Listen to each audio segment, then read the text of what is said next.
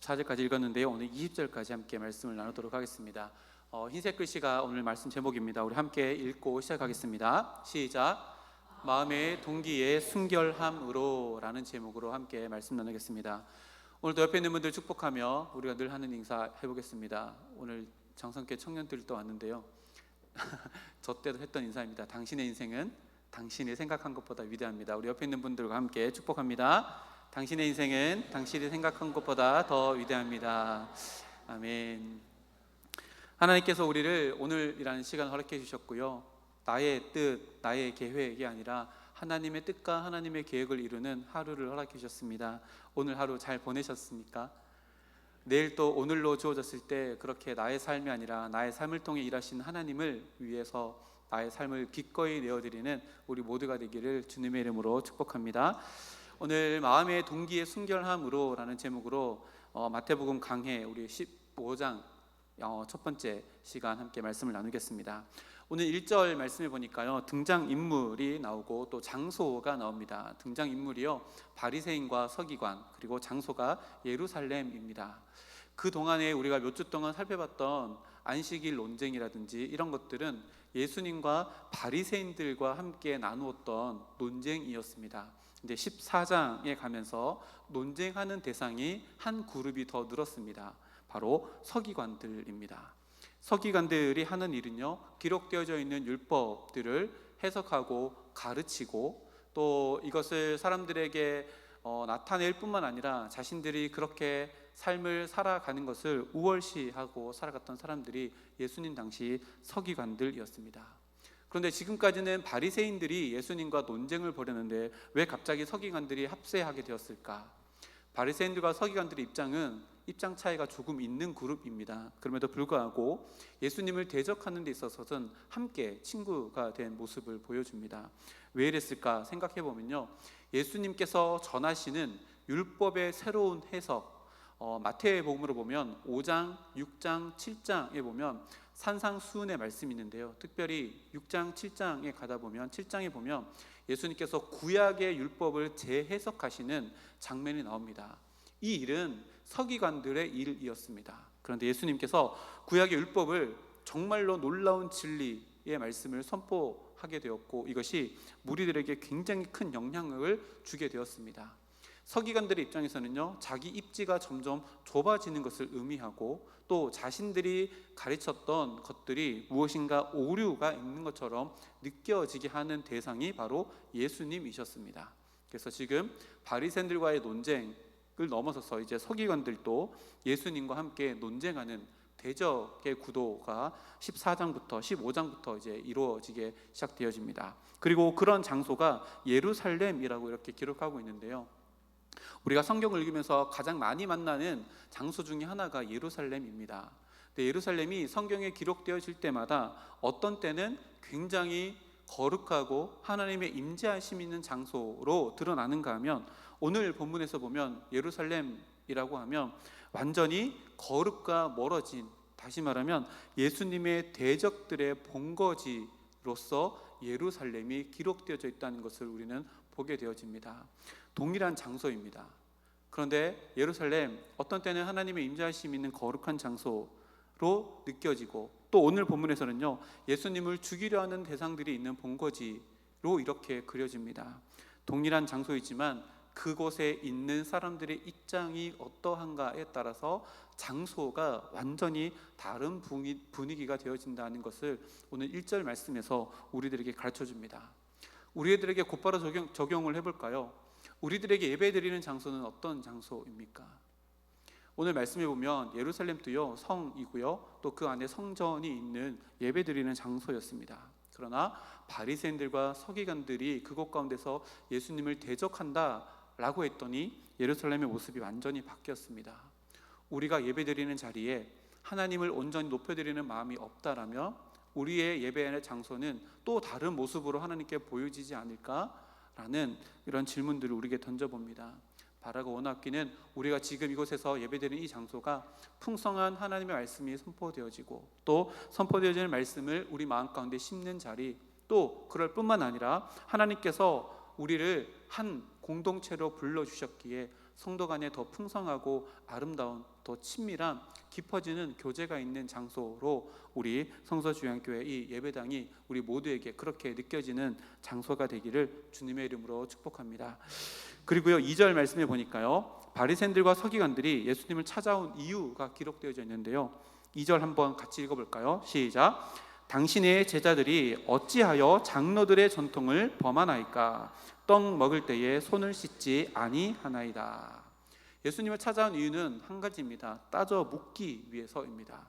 그 질문이 뭐냐면, 예수님의 제자들이 장로들의 전통, 그러니까 자기네들이 목숨 걸고 지키고 있는 이 장로들의 전통을 범하였다는 겁니다. 그 범한 일이 뭐냐면 떡을 먹을 때에 손을 씻지 않고 먹었다라고 하는 겁니다. 근데요, 여기서는 예수님의 제자들이라고 나오지만 예수님도 때로는 손을 씻지 않고 먹었다는 기록이 누가복음에 있습니다. 누가복음 11장 37절 38절 말씀 보면요, 예수님께서 말씀하실 때에 한 바리새인이 자기와 함께 점심 잡수시기를 청함으로 들어가 앉으시니 잡수시기 전에 손 씻지 아니하심을 그 바리새인이 보고 이상히 여기는지라 라고 이렇게 기록합니다. 예수님도 때로는 손 씻지 않고 먹어서 이것이 유대인들에게 이상하게 보였던 기록이 있습니다. 자, 여기서 한 가지 먼저 짚고 넘어가야 될 부분이 있는데요, 바리새인들과 서기관들이 찾아와서 장로들의 전통을 지키지 않았다라고 이렇게 이야기하는데요, 여기서 말하는 장로들의 전통이 도대체 뭘까?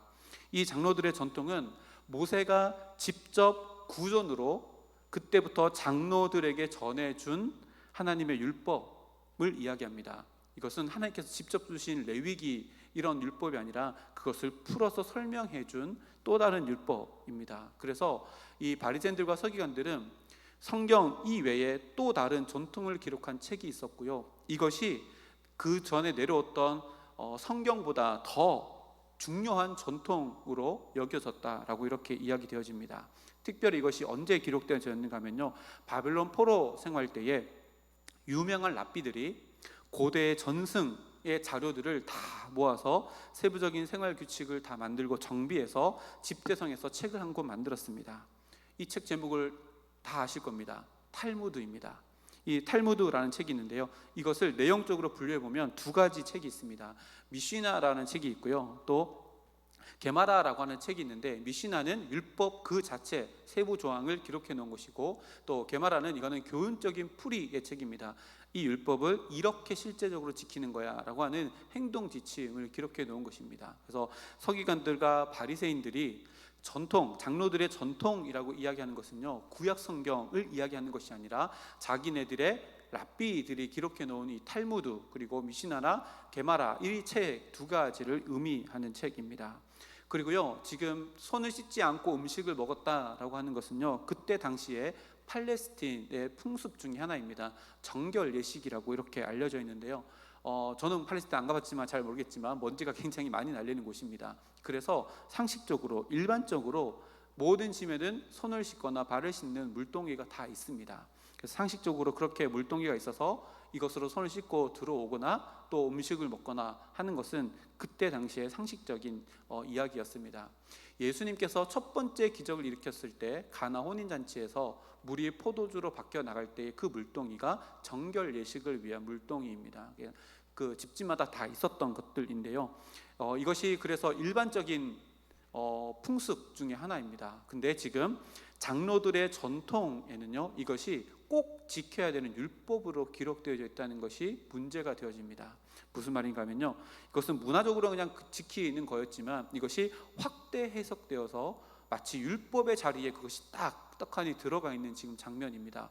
왜냐하면요, 출애굽기나 또 민수기나 이런 데 보면요, 이 손을 씻고 무엇인가 하는 거, 이것은 제사장, 대제사장들이요, 하나님께 제사를 드릴 때 손을 씻고, 노대에서 손을 씻고, 또 하나님께 드리는 제물이 정결해야 되기 때문에 정결한 마음으로 드린다라고 하는 율법이 기록되어져 있는데, 이것을 일반인에게도 확대 해석한, 그러니까 율법을 잘못 해석하고 적용한 부분이 바로 이 부분입니다. 그래서 손을 씻고 먹는 것은요, 율법의 차원이 아니라 그냥 문화적인 차원입니다. 상식적인 차원이지만 이 사람들은 이것을 율법의 자리까지 올리고 너희들이 이것을 범하였다라고 하고 있는 지금 상황이 이런 상황입니다. 그런데 지금 당시의 탈무드에 이런 문구가 기록되어 있다고 합니다. 율법 학자들, 다시 말하면 서기관들의 말을 거스르는 것은 성경을 거스르는 것보다 더 큰 처벌을 받아야 한다라고 이렇게 기록되어져 있다고 합니다. 그러니까요, 바리새인들과 서기관들은 장로들의 전통을 성경보다 더 목숨 걸고 지키는 자들입니다. 그런데 그런 자들이 예수님과 예수님의 제자들을 봤더니 장로들의 전통에 위배되는 행동을 한두 가지 하는 게 아닙니다. 그 대표적인 역으로 또 가장 지키기 쉬운 것이 중에 하나가 손 씻는 것인데 그것조차도 지키지 않는다라고 와서 지금 따지고 있는 장면입니다. 이 말씀을 이렇게 준비하다가요, 손에 관한 이야기잖아요. 우리가 지난주에 14장 마지막 구절에 보면 손에 대한 이야기가 나옵니다. 이거 두 개가 연결돼서 묵상되어져서요, 되게 재미있는 구도가 제 머릿속에 이렇게 들어와서 잠깐 나누고 다시 15장으로 넘어오려고 하는데요. 14장 마지막 구절, 세 구절인데요, 앞에 화면이 있습니다. 한번 보시면요, 예수님께서 오병이의 기적을 행하시고 강 건너편으로 건너오셨습니다. 바다 건너편으로 건너는데 사람들이 그것을 알고 통지를 막 합니다. 요즘으로 보면 카톡 보내가지고 예수님 우리 동네 왔대 해가지고 막 몰려와가지고 병자들이 엄청 많이 몰려왔습니다. 근데 그 병자들이 사람들이 너무 많으니까 예수님의 옷자락에 손이라도 대면 우리가 낫지 않을까라고 했는데요, 손을 대는 자마다 다 나음을 입게 되어집니다. 여기서 14장 마지막에 손 이렇게 계속 나오거든요. 근데 참 재밌습니다. 15장에 딱 들어오자마자 너희들이 손 씻지 아니하고 왜 음식을 먹느냐, 요거 두 개를 짬뽕해서 한번 생각해 보십시오. 예수님은요 이 땅 가운데 오신 정결함, 거룩한 생명의 근원이십니다. 요한복음에 보면 예수님께서 이 땅 가운데 오신 생명의 빛이라고 이렇게 기록해 놓았는데요, 예수님의 마음 그리고 예수님의 모든 것에는요, 더러움이라고는 찾아볼 수 없는 순결 그 자체이십니다. 어떻게 증명되어져요? 14장 마지막에 있었던 기적들을 보면요, 더러운 병자, 우리가 율법에서 더럽다고 이야기하는 병자들이 예수님이 옷자락만 만져도 예수님의 순결함이 병자들에게 들어가게 되었고 병자들이 나음을 입었습니다. 그 예수님은 14장 마지막 구절에 이 기적을 보면요, 예수님은 순결 그 자체이신 분이십니다 라고 하고 14장이 딱 끝나고 나서 바리새인들과 서기관들이 찾아와서 예수님을 더럽다고 이야기하는 겁니다. 그 마태의 센스라고 저는 생각하거든요. 14장에 예수님이 너무너무 순결해서 그 옷에 대는 자들마다 다 순결해지는데 바리새인들과 서기관들이 찾아와서 깨끗한 척 하면서 당신은 더럽습니다 라고 지금 얘기하고 있습니다. 제가 이 기록을 보면서 마태의 유머스럽고 해학적이고 또 풍자적인 이런 센스가 아닌가 이렇게 생각되어집니다. 우리의 시선이 아니라요, 예수님의 시선으로 바리새인들과 서기관들을 한번 이렇게 조명해 보십시오. 찾아왔는데요, 그들의 마음 가운데 있는 더럽고 추악한 것들이 너무나도 많음에도 불구하고 완전히 순결하시고 거룩하신 예수님께 나와서 당신은 더럽습니다 라고 얘기했다면 예수님 마음 가운데 어떤 마음이 들었을까요? 오늘 그 장면이 그 뒤에 나오는데요, 예수님은요, 실제로 진짜로 더럽고 추악한 것이 무엇인지 또 그들의 실상이 무엇인지를 3절에서부터 이제 드러내기 시작하십니다. 3절에서 9절까지 긴 말씀이 바로 그 말씀인데요, 앞에 3절 말씀 있습니다. 함께 읽어보겠습니다. 3절 시작. 대답하여 이르시되 너희는 어찌하여 너희의 전통으로, 장로들의 전통으로 너희가 하나님의 계명을 범하고 있다라고 이렇게 예수님께서 지적하십니다. 그리고 4절부터 실제로 그렇게 행하고 있는 불결한 그리고 추잡한 그들의 실상을 다 드러내시기 시작하는데요, 4절에 보면요, 예수님께서 먼저 하나님께서 직접 선포하신 계명을 언급합니다. 4절 말씀 보니까요, 하나님이 이르시되 내 부모를 공경하라 하시고 또 아버지나 어머니를 비방하는 자는 반드시 죽임을 당하리라 하셨거늘. 이렇게 두 가지인데요, 앞에 있는 빨간색 글씨가 10계명 중에 제5계명입니다. 10계명을 두 가지로 나누잖아요.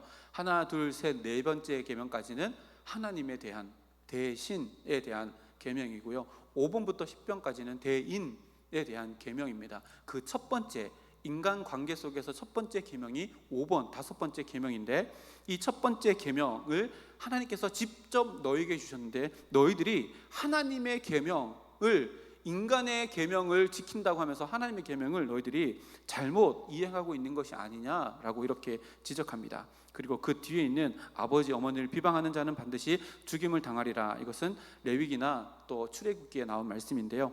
그리고 5절 말씀 보면요, 그렇게 그들이 자기네들이 만든 전통을 가지고 부모를 공경하는 것을 범하고 있는 그 실태를 드러내시는데요. 어려운 말로 고르반이라고 이렇게 이야기합니다. 한 번쯤 한번 들어보셨을 텐데요. 고르반이라고 하는 장로들의 전통이 있었습니다. 이 고르반은 어떤 거냐면요, 성전에 드려지는 예물이라는 의미를 가지고 있습니다. 다시 말하면 이것은 하나님께 드린 바 되었습니다 라고 하면 이것은 하나님의 것이 되어집니다. 제가 핸드폰을 갖고 있습니다. 핸드폰을 고르반해서 하나님께 드린 바 되었습니다 라고 하면 이제 이것의 소유권은 내가 아니라 하나님의 것이 되어집니다. 그리고 그 누구도 이것에 대한 자기 것이라고 소유권을 주장할 수 없습니다. 누구도요, 부모도 그렇게 할 수 없습니다. 그리고 이것은 물을 수 없는 서원이라고 장로들의 전통에 기록되어져 있습니다. 근데 이것을요, 서기관들과 바리새인들, 율법을 지키는 자들이 악용하기 시작합니다. 어떻게 악용할까요?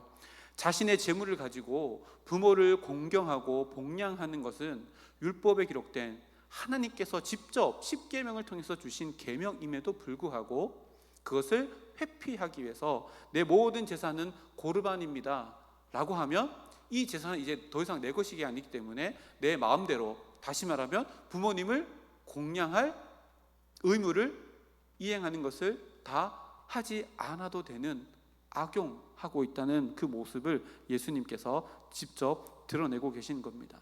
예수님, 부모님을 복양함으로 공경해야 하는 십계명의 5계명을 이들은 고르반이라고 하는 장로들의 전통을 이용하여서 수단 삼아서 이것을 완전히 하나님의 명령을 무시해 버리고 있다는 것을 이렇게 예수님께서 지적합니다. 예수님은요, 이렇게 장로들의 전통을 들먹이고 있지만, 깨끗한 척하고 있지만 정작 하나님께서 내려주신 십계명조차도 지키지 않고 있는 그들의 삶의 치명적인 오류를, 그들의 마음의 오류를 다 드러내십니다.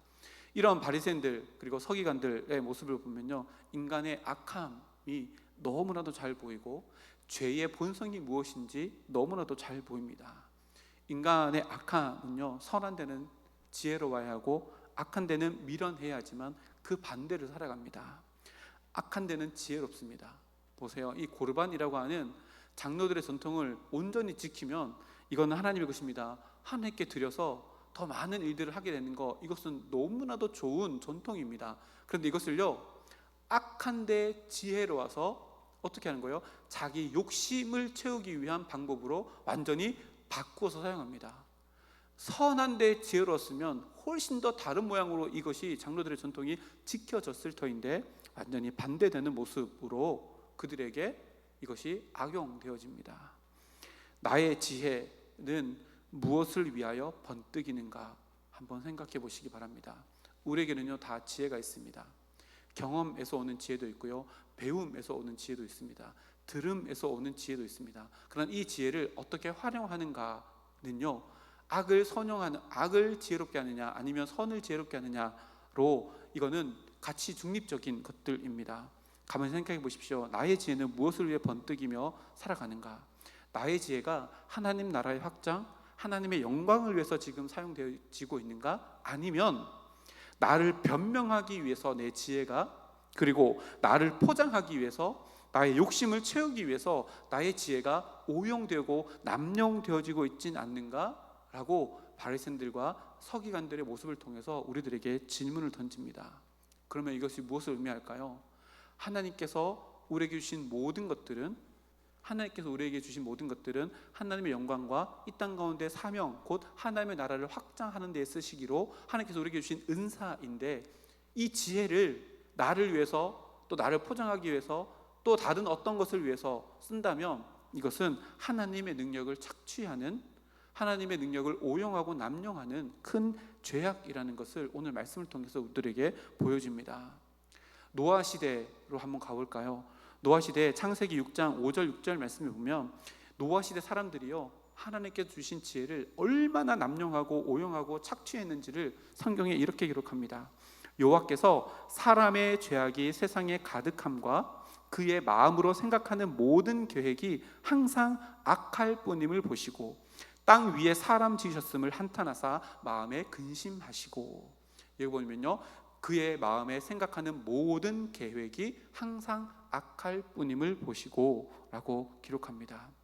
그리고 세상에 죄악이 가득했다라고 이렇게 기록하는데요, 생각해 보십시오. 노아 시대 사람들은요, 자고 일어나면요 자기의 지혜를 악을 범하는, 여기서 악은요 하나님이 싫어하는 일들로만, 자기 욕심을 채우는 일들로만 뭘 하는 거예요? 자기의 지혜를 계속해서 발굴해냅니다. 그랬더니 어떻게 됐어요? 모든 땅에, 세상에 죄악이 가득하게 되는데 하나님께서 주신 지혜를 사용하였습니다. 남용하고 오용하였고 하나님의 능력을 착취한 것이지요. 동일한 시대에요, 노아를 한번 생각해 보십시오. 노아는요 하나님께 명령을 받았습니다. 방주를 지어라. 노아는요 동일한 시대의 사람이지만 노아는 하나님의 뜻을 이루어 나가기 위해서 엄청난 지혜를 발휘해야 됐고 창의성과 아이디어를 자기의 지혜로 개발해내야 되는 사명을 감당했습니다. 생각해 보십시오. 노아가 지은 방주가요 굉장히 큽니다. 그리고 이것이요 물에 떠야 하기 때문에 어떻게 하면 이거를 물에 뜨고 방수가 될 수 있을까, 얼마나 많은 지혜를 하나님께 구했고 또 그것을 하나님께서 허락해 주셔서 노아의 방주를 짓게 되었을까요? 동물들이 다 들어가야 하는데 동물들이 어떻게 하면 이곳에서 다 살 수 있을까, 굉장히 많은 지혜들을 아마 하나님께 구했을 것이고 그 지혜로 말미암아 노아 방주의 위대한 하나님의 사건이 이 땅 가운데 이루어지게 되었을 것입니다.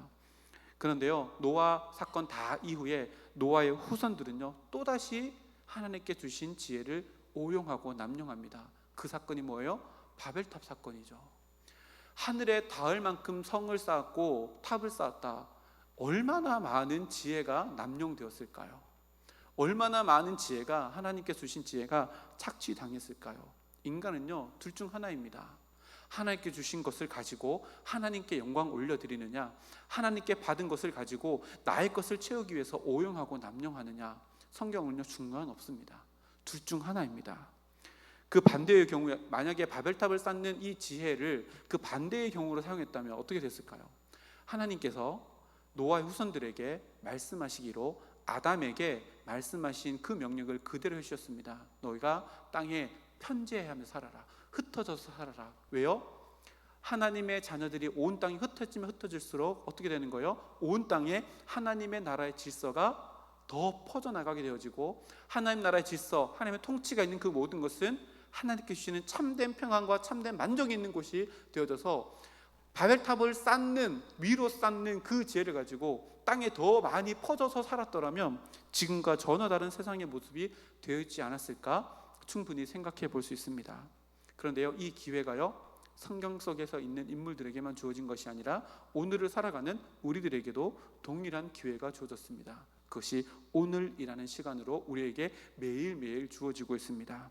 우리에게 허락하신 오늘이라는 시간 속에서 우리가 무엇인가를 선택하고 결정하고 행할 때에 사용하게 되는 모든 지혜들, 이 지혜를 가지고 하나님의 영광을 위할 수 있는 지혜가 무엇일까? 또 하나님의 나라를 확장하기 위해서 필요한 지혜가 무엇일까? 선영할 수 있다면 우리들의 삶은요 선한 데는 더 지혜로워져서 상황이 어떠하든 하나님께 영광 올려드릴 수 있는 방법을 찾게 될 것이고요, 상황이 어떠하든 우리의 삶 속에서 나에게 주어진 것들로 하나님의 나라를 확장해 나가는 그 지혜를 발견하게 되어지게 될 것입니다. 근데 반대의 경우도 마찬가지입니다. 하나님을 떠나서도요 바벨탑의 위대한 역사를, 인간의 위대한 역사를 써내려갈 수도 있다는 것이 성경의 말씀입니다. 지금 예수님의 눈앞에 있는 서기관들과 바리새인들은 보이지 않는 바벨탑을 쌓고 있죠. 자신의 지혜를 총동원하여서 지금 모세 때부터 지금 내려와 있던 이 탈무드라고 하는 장르의 전통들을 어떻게 하면 잘 지킬 수 있고 어떻게 하면 이것을 통해서 우리의 권위와 우리의 정결함을 세상 사람들에게 더 나타내 보일 수 있을까라고 또 다른 의미의 바벨탑을 쌓고 있는 것을 우리는 보게 되어집니다. 그러면서요 예수님이 결론적으로 말씀하십니다. 10절 11절 말씀인데 앞에 화면에 한번 읽어보겠습니다. 무리를 불러 이르시되 듣고 깨달으라. 나오는 것이 그것이 사람을 더럽게 하는 것이니라. 아멘. 10절 말씀 쳐보니까요, 무리를 불러 이르시되 듣고 깨달으라 라고 말씀합니다. 듣고 깨달으라, 우리가 지금은 글로 읽지만 그때 당시에 예수님의 음성으로 들었다면 이 음성에 어떠한 어조가 담겨져 있었을까요? 말씀을 묵상하면서 듣고 깨달으라, 여기에 예수님이 이 말씀하실 때 혼내는 말이 아니라 되게 따스한 말씀으로 너희들이 제발 깨달았으면 좋겠다. 이제 더 이상 하나님께 주신 지혜를 가지고 바벨탑 쌓지 말고 하나님 주신 지혜로 진정으로 너희가 하나님의 나라와 하나님의 영광을 위해서 살았으면 좋겠다 라고 하는 마음이 담겨져 있지 않았을까, 이렇게 생각해 봅니다. 무지, 다 아는 것처럼 생각하는 바리새인들과 서기관들은 결국 무지의 늪에 빠져서 허덕이면서 자신의 상태를 전혀 알지 못하고 있는 이 바리새인들, 서기관들에 대한 사랑이 담겨져 있는 안타까움의 충고가 이 듣고 깨달으라 라고 하는 말 가운데 담겨져 있지 않을까 생각해 봅니다. 왜 이렇게 예수님은 자기를 대적하는 사람들과 함께 계속해서 대화를 이어가실까요? 예수님이 이 땅 가운데 오신 목적이 그것이기 때문에 그렇습니다. 예수님의 십자가의 사랑에요, 예외가 되는 존재는 아무도 없기 때문에 그렇습니다. 그래서 대적자들을 그냥 나몰라라 하고 돌아서서 다른 곳에 가실 수도 있었지만 늘 예수님은 그들에게 대화하시고 진정한 진리가 무엇인지를 계속해서 들려주시고 보여주시는 사역을 계속해서 담당하십니다. 그러면서 말씀하시는 것이요, 11절 말씀에 입으로 들어가는 것 그리고 입에서 나오는 것에 대해서 말씀해 주십니다. 당시 바리새인들, 서기관들은요, 더러운 손으로 깨끗하게 하지 아니하고 음식을 만지면 내 손이 더럽기 때문에 그 음식도 부정한 것이 되어지고 그것을 먹는 나도 부정하게 되어진다라고 이렇게 믿고 있었습니다. 그리고 심지어는요, 탈무드에 이렇게 기록되어 있다고 합니다. 그렇게 해서 더러운 손으로 더러운 음식을 먹게 되어지면 내가 귀신에게 자기를 가지라고 문을 열어주는 행동과 똑같다라고 이렇게 탈무드에 기록되어 있었다고 합니다. 더러운 손으로 더러운 음식을 먹으면 귀신 어서 오십시오 하고 내 마음을 이렇게 열어주는 것과 똑같다라고 이렇게 탈무드에 기록되어 있다고 합니다. 그러니까 씻지 않는 손으로 음식을 먹는 것은 그 사람들에게는 죽음보다도 더 크고 더 무서운 계명이었던 것입니다. 그래도 예수님은요, 뭐라고 얘기해요? 음식은 음식일 뿐이라는 거예요. 17절의 말씀 보니까요, 입으로 들어가는 모든 것은 배로 들어가고 뒤로 버려지는 줄 알지 못하느냐. 야, 들어오는 거 소화시키고 에너지 되고 나가면 그만이지 않느냐라고 이렇게 말씀하신 겁니다. 이 말씀처럼요, 입으로 들어가는 음식은 대체적으로 우리의 영적인 삶에 영향을 미치지 않습니다. 대체적으로입니다. 모든 것은 아닙니다. 술, 담배 이런 거는 그렇지 않을 수도 있습니다. 그러나 그냥 배설될 뿐이다 라고 이렇게 예수님께서 말씀하십니다. 손을 씻고 정결하게 음식을 먹는 것이 하나님께서 주시는 그것을 감사함으로 받아 먹고 하나님을 생각하며 그것을 인식할 수 있는 것은 긍정적인 부분이지만, 손을 씻지 않고 또 손을 씻고 라고 하는 이 의식 자체가 사람을 더럽게 하고 사람을 정결하게 하는 것은 아니다라고 예수님께서 분명하게 선을 그어서 말씀하십니다. 그러면서 예수님은요, 진정으로 사람을 부정하게 하고 더럽게 하는 것이 있는데 그것은 입으로 들어가는 것이 아니라 이미 너희 마음 가운데 있는 그것이다 라고 이야기하면서 11절 하반절과 18절에서 20절 말씀에 이렇게 얘기하는데요, 11절 하반절 제가 읽어드리겠습니다.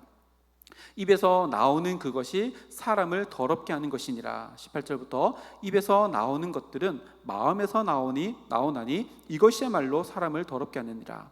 마음에서 나오는 것은 악한 생각과 살인과 간음과 음란과 도둑질과 거짓 증언과 비방이니 이런 것들이 사람을 더럽게 하는 것이요, 씻지 않는 손으로 먹는 것은 사람을 더럽게 하지 못하느니라. 아멘. 입으로 나오는 말은요, 단지 언어로 표현되어지는 말만을 담지 않습니다. 예수님께서는요, 이미 산상수훈의 말씀을 통해서 언급하신 바가 있습니다. 그게 뭐예요? 예수님은 드러난 행위인 살인은 드러나는 거잖아요. 이 살인은요, 그 살인 행위 이전에 이미 미움의 동기를 품고 있는 것이 살인이다라고 말씀하셨고요, 또 행위로 드러난 간음이 아니라 이미 마음에 숨겨진 음욕 자체가 더러운 것이다 라고 말씀하셨습니다. 그러니까요, 행위로 드러난 것, 것과 마음속에 있는 것을 예수님께서는요 동일시하시면서 이것이 죄악이다. 다시 말하면 입에서 나오는 것뿐만 아니라 우리 마음 가운데 있는 그 모든 것들이 더러움의 출발점이다 라고 예수님께서 말씀합니다. 입에서 나오는 것들은요 우리의 마음이라고 하는 필터를 거쳐서 나오기 때문에 우리의 마음의 어떠함이 우리의 입술을 통해서 밖으로 나오게 되어집니다. 그러니 나오는 것은 우리의 마음의 것이 나오기 때문에 우리의 마음이 깨끗하지 아니하면 그것 자체가 더러운 것이다. 입으로 들어가는 음식이 더러워서 너희들이 더러워지는 게 아니다 라고 이렇게 이야기합니다. 그래서요 온갖 악한 생각과 살인, 간음, 음란, 도둑질, 거짓 증언과 비방의 동기를 가득 담고 있는 우리의 마음이야말로 더러운 것인데 입으로 들어가는 것은 그저 밖으로 나올 뿐이고 너희들의 마음이 진정으로 더러운 것이다. 예수님께서 콕 찍어서 이야기해 주시고 고르반이라고 하는 장로의 전통으로 너희들이 해야 될 사명을 덮어버리고 하나님의 영광을 가리고 있는 너희들의 그 마음 중심을 보는 시선이 있어야 된다라고 이렇게 지금 지적하고 있는 것입니다. 말씀을 묵상하는 가운데요 손 씻는 행위이잖아요. 빌라도가 생각났습니다. 불의한 법정에서 손을 씻는 하나의 의식으로 빌라도는 자신의 모습을 깨끗하다라고 이렇게 만민에게 공포하였습니다. 근데 실제로 빌라도가 자기 마음 가운데 있는 그것을 다 손 씻는 것으로 해결할 수 있었을까요? 아니요, 절대로 그럴 수 없습니다. 손을 씻는 행위 이전에 그 마음속에 있는 것이 깨끗해지지 아니하면 우리의 육신이 아무리 깨끗하다 한들 우리의 마음의 더러움으로 말미암아 우리는 계속해서 노아시대 사람들처럼 죄를 생산할 수밖에 없는 존재들이라는 것을 이야기합니다. 진정한 성결은 외향뿐만 아니라 우리 마음의 생각과 동기까지 포함하는 것이다 라고 예수님께서 말씀하고 계십니다. 마음의 동기에 순전함이 없이 행하는 모든 것들은 하나님 보시기에 인간이 볼 때는 선한 것처럼 보이지만 하나님 보시기에는 절대로 하나님의 온전한 의가 성립될 수 없다는 것을 겉모습으로 너무나도 깨끗한 서기관들과 바리새인들에게 지금 이 얘기를 하고 계시는 겁니다. 이 말씀을 묵상하면서요 이런 생각 안 해보셨습니까? 이거 그만 너무 어려운 거 아닌가? 이거 불가능한 거 아닌가? 우리 마음 가운데 어떻게 마음의 동기가 깨끗해질 수 있고 우리 마음 가운데 미움과 시기와 질투와 원망과 불평을 없이 할 수 있을까? 이 부분 너무나도 무거운 짐처럼 다가오기도 합니다. 왜냐하면 우리가 예수님을 믿는 거 너무나도 확신합니다. 그렇지 않습니까? 예수님 믿는 거 우리가 너무나 확신합니다. 구원도 너무나도 확신합니다. 그런데 이 세상을 살아가다 보면 내 마음 가운데 미움이 내 마음 가운데 보여질 때가 너무 많습니다. 분노와 원망과 질투가 내 마음속에 느껴질 때가 너무나도 많습니다. 그럼 우리의 구원이 잘못된 걸까요? 아니죠. 그렇지 않습니다. 그럼에도 불구하고요 우리가 반드시 기억해야 될 것이 있습니다. 그게 뭘까요?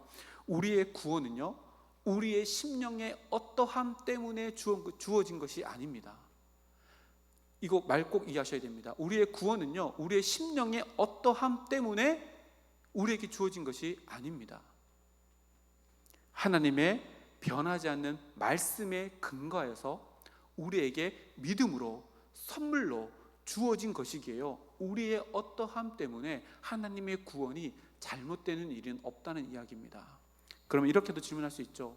예수님 옆에 있었던 12제자의 마음의 동기는 다 선했을까요? 아니요, 그렇지 않았습니다. 예수님 옆에 있었던 3년이나 같이 했던 12제자들도 한 명은요 예수님을 팔고 자살하고 끝나버렸습니다. 예수님을 가장 힘있게 지키겠습니다, 죽어도 따라가겠습니다 했던 베드로도 뭐예요? 두려움에 휩싸였고 예수님을 배반하였습니다. 중요한 것은요 제자들의 모습이 어떠한가가 아니라 그들을 품고 있는 하나님의 능력이 그들의 모든 것들을 다 덮어낼 수 있다는 것이요 더 중요합니다. 그러면 우리에게 마음에 좋지 않는 동기들이 계속해서 일어나는 것은 도대체 어떤 의미일까요? 우리는 이것 때문에 정말로 예수님이 필요한 존재라는 것을 날마다 인식할 수 있습니다. 그래서 제가 늘 얘기하잖아요. 신앙생활은 성취가 아니라 동행입니다. 내가 날마다 무너질 수밖에 없는 마음의 동기를 가지고 있기 때문에 이 연약한 마음을 히브리서 말씀처럼 모든 것을 다 동정해 주실 수 있는 대제사장 예수님께 가지고 나아가서 주님과 동행하기로 결단하여지면 내 마음 가운데 미움이 싹트더라도 내 삶으로 드러나지 아니하고 이 미움이 점점 바뀌어져 나가는 과정을 우리는 이 땅 가운데 경험하게 되어집니다. 그래서 베드로 사도가요, 베드로전서 4장 2절 말씀에 우리에게 육신 남은 때가 주어진 것은요, 하나님의 성품에 참여하기 위해서입니다. 하나님을 닮아가기 위해서 우리의 육신의 남은 때가 우리에게 주어져 있습니다. 그래서 오늘을 살아가면서 날마다 내 삶 가운데, 내 마음의 동기 가운데 일어나는 그 모든 것들을 가지고 하나님께 나아가서, 하나님, 내 마음속에 이런 마음이 있습니다. 이 마음 가지고 하나님께 기도하면요, 내 마음의 동기는 쓴뿌리인데 이것을 덜어내서 뭐 하는 거예요? 내 마음이 계속해서 하나님의 신성한 성품에 참여된 하루하루를 살아가면 우리의 삶은요, 하나님의 나라를 경험하게 되어지고, 온전하지 않지만 하나님의 나라를 맛보게 되어지고, 이 하나님의 나라를 맛보는 것을 통해서 내 삶 가운데 하나님 나라의 영향력이 드러나고, 하나님을 알지 못하는 그들에게 이것이 진짜 인생이라고, 이것이 진짜 삶의 의미라고 나타내 보일 수 있는 하나님의 선하신 도구로 쓰임받게 되어지는 것이 바로 우리들의 삶입니다.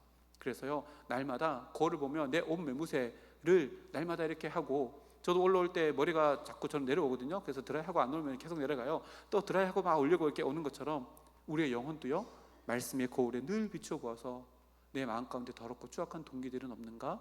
라고 이 동기를 가지고 하나님께 엎드려 기도한다면요, 내 마음의 동기를 다 덜어내시는 하나님의 그 손길을 경험하게 될 줄 믿습니다.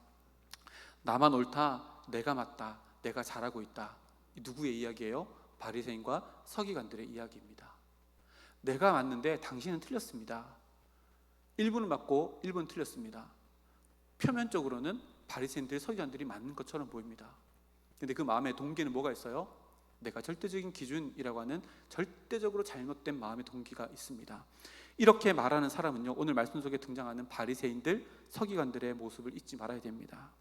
언제나 하나님만이 옳습니다 라고 하는 고백으로 오늘 하루를 살아갈 때에 내 마음속의 모든 동기를 하나님께서 기뻐하시는 동기로 채워나갈 수 있습니다. 나를 포함한 모든 인간은 그럴 수도 있다, 그리고 그렇지 않을 수도 있다는 것을 우리가 먼저 인식하고 살아간다면요, 우리의 신앙생활은요 더 풍성해집니다. 저 인간은 왜 저러지? 저 집사님은 왜 그러지?가 아니라 나의 모습을 진짜로 안다면 그럴 수도 있지, 나도 그런데 라고 하면요, 우리 서로는요, 하나님께서 우리에게 허락해 주시는 새로운 공동체, 가족 공동체가 되어서요, 서로가 서로에게 돕는 배필이 되어지고, 서로가 서로를 지지해주고 응원해주고, 저분의 연약함이 나의 강함으로 채워지고, 나의 연약함은 또 저분의 강함으로 함께 연합되어지는, 우리의 약함은요 다른 사람의 강함과 연합되어지는 연결고리입니다. 이렇게 하나가 되어져서 하나님의 나라를 경험하는 통로가 될 것입니다. 내가 가진 모든 것들 다 내려놓고 겸손한 마음으로 하나님만이 옳습니다 라며 하나님의 말씀에 순종할 때 비로소 우리 안에요, 경계선이 없는 하나님의 나라가 만들어집니다. 바리새인들과 서기관들이요 정말로 고대했던 것은 하나님의 나라입니다. 근데 그들이 원한 하나님의 나라는요, 자기네들이 그어놓은 선 안이라고 예수님을 찾아온 거예요. 근데 예수님은요 그 경계선을 다 허물어버리고 모든 일을 포물 수 있는 경계선 없는 마음속으로 그들을 이끌어 가시고, 너희 마음 가운데 경계선 없는 하나님의 나라, 하나님의 영광이 채워지기 원한다 라고 오늘 말씀 가운데 이야기합니다. 그러면서요 우리의 마음을 돌아보기를 원합니다. 내 마음 가운데 혹여나 불순한 마음을 가지고 있음에도 불구하고 나를 경건의 모습으로 포장하고 다른 이들을 정죄하는 나의 모습들이 있었다면, 우리의 모습을요 하나님께 그대로 다 내어놓는다면 우리 마음 가운데 또다시 경계선 없는 하나님의 나라가 하나님께서 우리에게 채워주실 것이며, 경계선 없는 마음속에 서로를 품을 수 있는 마음도 우리에게 허락해 주셔서 이 땅을 살아가지만 하늘나라의 시민권을 가진 우리 가운데 하나님의 나라가 경험되어져서 진정한 행복과 만족을 누리는 우리들의 삶이 될 것입니다. 하나님께서 보시는 것은요 우리의 행위가 아니라 그 행위를 하는 마음의 동기입니다. 이 마음의 동기의 순결함을 위해서 날마다 말씀 붙잡고 하나님 앞에 엎드려 기도할 수 있는 우리 모두가 되어 오늘 우리 함께 찬양했던 것처럼 하나님이 내 마음을 빚어가시는 그 놀라운 은혜를 우리의 삶 가운데 경험할 수 있는 우리 모두가 되기를 주님의 이름으로 축복합니다. 함께 기도하겠습니다.